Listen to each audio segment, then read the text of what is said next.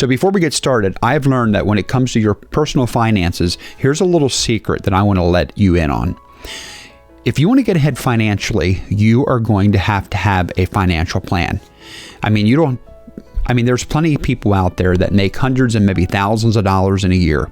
And at the end of the year, they can be financially broke. They can be living paycheck to paycheck, and they can be struggling to make ends meet. And that is because they do not have a financial plan. So before we dive into this video, I want to tell you that I put together a 10-step guide that'll help you maximize your money and help you take control of your finances so you can get to your financial freedom and your financial goals. All you got to do is just comment below, give me the guide, and I will send you the guide, or you can actually find it in the links in the description in the video. So here's the deal. Getting a paycheck without a financial plan is like trying to build a house without a blueprint. If you don't lay the foundations right when you're building a house, your walls are going to collapse and you're going to have a financial disaster. But it's also true that if you don't have a financial blueprint to accomplish your financial goals, more than likely, you're going to just end up wasting your money and spending money where it's not meant to be. The truth is that if you want more money, you're going to have to learn to organize and allocate the money that you have right now, so that when you get more money in the future, you're going to be able to use that wisely as well. So if you're always running out of money and you come to the end of the month and it's tough to pay your bills and you're frustrated, more money is not going to solve your problems. I can guarantee you that because I've been there. So here's the secret that nobody wants you to know. Is that here's the deal. True wealth building often comes down to personal discipline, commitment, and long-term planning. It's not something that you just do for a few months or a few days.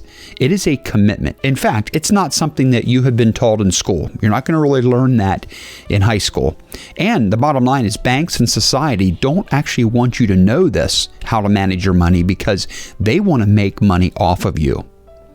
But here's the deal. I am committed to teaching you how to manage your money and allocate your money and use strategies that I have used for many years to pay off my mortgage. And I did that when I was under 38 years old. I've always paid cash for cars. And when I go on vacations, I never borrow any money. And I'm at the place now that my house is paid for, and I am investing in my future. So here's the deal. There's two paths that people take when it comes to finances. So path A is not having a spending plan. They just get their paycheck, they pay their bills, they keep the bank off their back, and if they have any extra money at the end of the month, they might end up going out and getting a meal or going out to dinner or spending it on themselves because, they're stressed and they feel they deserve it. Or you can go with path B. And path B is that you own your own income. You start taking ownership of your money and you get a wise spending plan that fits you first and your path to your financial goals. Now, I want to talk to you about why it's so important. We all only have so many hours in a day to earn money. Period. That doesn't matter if you're self-employed. It doesn't matter if you're basically working for another company or you're employed. It really doesn't matter. We all only have so many hours in the day. And here's the deal. If all you do is just spend your money with no financial plan, you're going to end up making other people rich while keeping yourself poor and broke. It's that simple. But when you get strategically organized and you pay yourself first, which actually puts money into a savings account, and I'll get into that later, and you start investing into yourself, you are going to start having what we call SMART goals. And all of a sudden, what you're going to notice is that $1 will become like 100, and 100 is going to turn into 1,000, and 1,000 into 10,000. So if organizing money and taking control of your money is so important, we could ask the question then, how do you go about it? Well, it's quite simple. The first place that I tell people to start when they're looking to organize their money is to actually record all the purchases that you do for at least 1 month. And then what you want to do is you want to start putting those purchases into categories. And what that's going to do is that's going to start showing you where you are spending more money and places that you're maybe not spending much money at all. And the reason we do this is this allows us to make the necessary adjustments to create the life that you want to live. And when it comes to organizing your money and maximizing your money, there is no one size fits all. What I mean by that is when I counsel people, it's going to vary from person to person because of the money that they're making, how much debt they have, and where they want to actually put their money.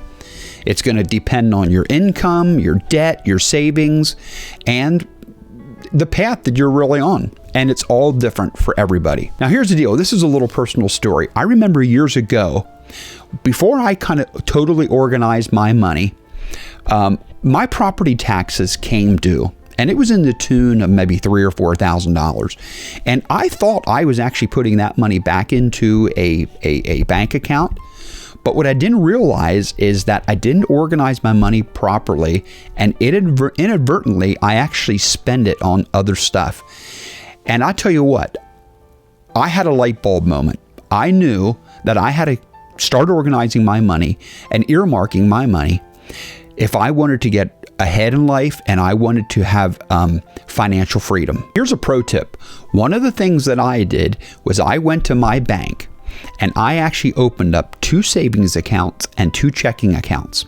And what I did is I used my first checking account for my normal day-to-day expenses that I would go and swipe my debit card for. My second checking account was for those non-negotiable bills, such as my car insurance, my health insurance, my taxes for my property, and so forth, because I wanted to be able to earmark that and put that back away that I knew it was there. So again, I'm just going to put a plug in for my simple checklist. If you are getting started and you want to, start working on this and you don't know where to start, make sure you download my simple 10 steps to maximizing your money.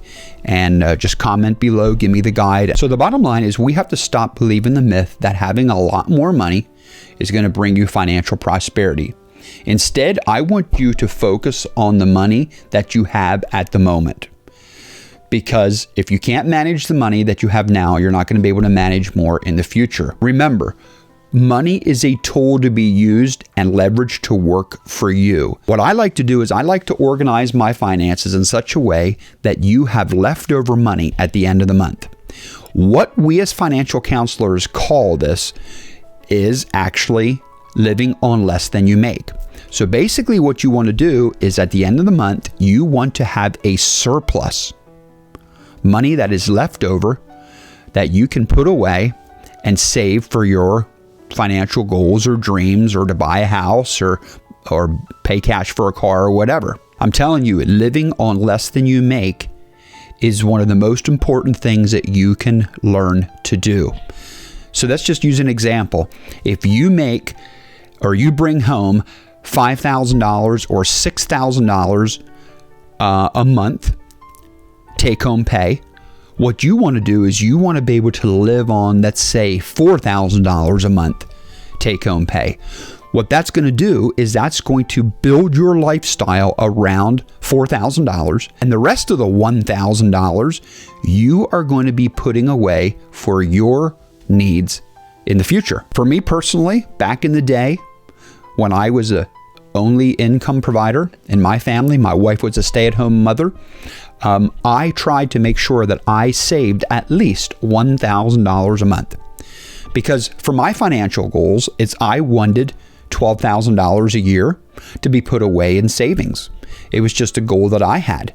But the thing is, I had to strategically set up my budget that my bills reflected that I would have leftover money at the end of the month. And the bottom line is this will actually probably make you have to sacrifice in some areas. That's okay. Don't be afraid to sacrifice, because you are putting yourself first.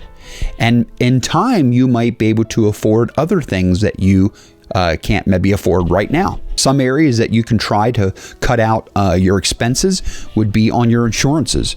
Insurances are very costly nowadays, and what I have found is it's very important to go ahead and shop your insurance policies every year, whether that's maybe your health insurance, maybe that's going to be your vehicle or your car insurance, your home insurance.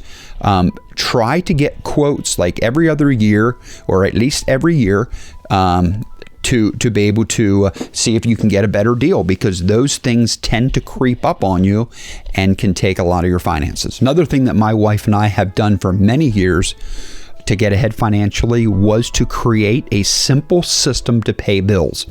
What I mean by that is, make sure you have a desk area that you can go ahead and organize your finances, that you can be able to put your bills into maybe little bins that are maybe due from one week to the next, and make it a place that's easy and organized, because you want to make sure that you know what bills are coming in and when they need to be paid. Because again, if we're not on top of our spending, we can spend more money than you can shake a stick at, and at the end of the month, we can come up short.